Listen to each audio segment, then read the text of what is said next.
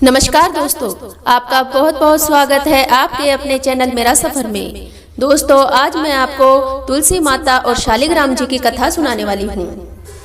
एक बार शिव ने अपने तेज को समुद्र में फेंक दिया था। उससे एक महातेजस्वी बालक ने जन्म लिया। यह बालक आगे चलकर जालंधर के नाम से पराक्रमी दैत्य राजा बना।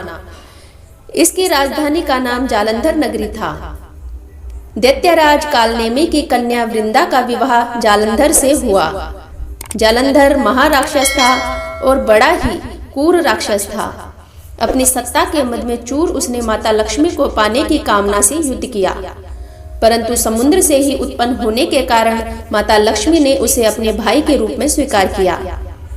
वहां से पराजित होकर वह देवी पार्वती को पाने की लालसा से कैलाश पर्वत पर गया।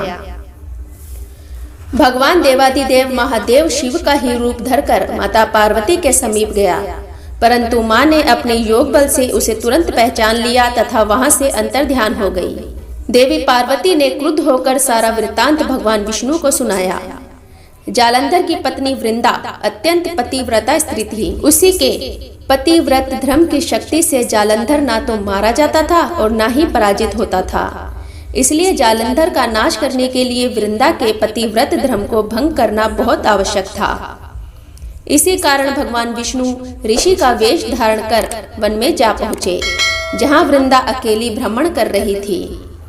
भगवान के साथ दो मायावी राक्षस भी थे, जिन्हें देखकर वृंदा भयभीत हो गई। ऋषि ने वृंदा के सामने पल में दोनों को भस्म कर दिया। उनकी शक्ति देखकर वृंदा ने कैलाश पर्वत पर महादेव के साथ युद्ध कर रहे अपने पति जालंधर के बारे में पूछा। ऋषि ने अपनी माया जाल से दो वानर प्रकट किए। एक वानर के हाथ में जालंधर का सिर था तथा दूसरे के हाथ में धड़। अपने पति की यह दशा देखकर वृंदा मूर्छित होकर गिर पड़ी। होश में आने पर उन्होंने ऋषि रूपी भगवान से विनती की कि हे भगवान, आप मेरे पति को जीवित कर दें।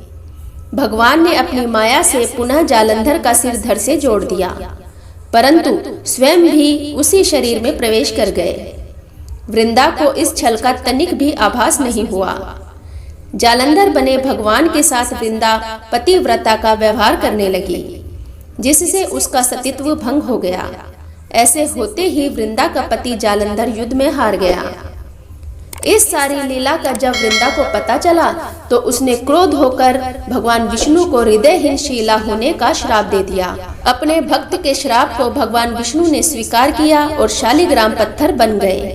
भगवान विष्णु से चले जाने तथा पति के वियोग से दुखी होकर वृंदा ने श्री हरि विष्णु को श्राप दिया और कहा, आपकी पत्नी का भी छल से हरण होगा तथा आपको भी पत्नी वियोग सहना होगा।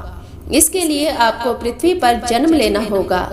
यह श्राप देने के बाद वृंदा सती हो गई। उस स्थान पर तुलसी का पौधा उग गया।